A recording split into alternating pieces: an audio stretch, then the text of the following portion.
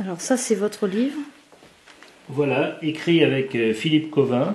La BNF a défini ça comme la sauvegarde du patrimoine. Le but en fait de cette collection est de retracer toutes les productions graphiques d'Albert Uderzo, de ses débuts en 1941 où il publie son premier dessin à l'âge de 14 ans, jusqu'à 1959 où il crée Astérix. Albert a 2 ans et ses premiers dessins, peinture sur bois, qui étaient magnifiques déjà.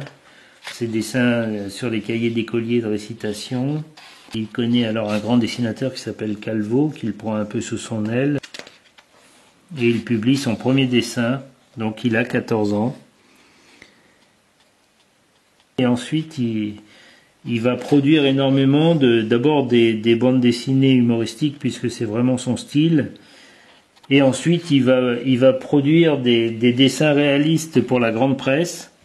France Dimanche ou France Soir, et là on s'aperçoit très vite que c'est vraiment un immense dessinateur.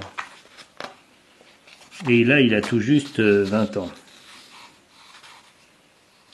Par exemple, quand il a fait le Tour de France, il a couvert le Tour de France 51 pour France Dimanche, et il se trouve que ce travail va le faire remarquer par un agent belge qui va venir le chercher pour revenir à la bande dessinée, et grâce à cet agent belge, il va rencontrer Jean-Michel Charlier et René Goscinny. Ils vont enchaîner tout un tas de séries qui vont être assez fabuleuses, Géant Pistolet, Luc Junior, Oum Papa, pour déboucher finalement sur Astérix, et Astérix va faire descendre la bande dessinée véritablement dans la rue, et devenir quelque chose de très populaire.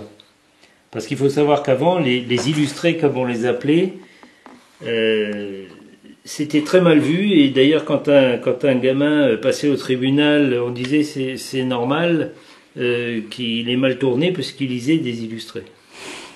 Il a dû redécouvrir ses planches en même temps que vous. Oui, tout à fait. Il y a des choses qu'il avait complètement oubliées, puisqu'il n'a conservé aucun original, qu'on retrouve, mais tout à fait par hasard, en feuilletant des journaux. Il estime que c'est un grand hommage et que beaucoup de dessinateurs n'ont pas eu cette chance.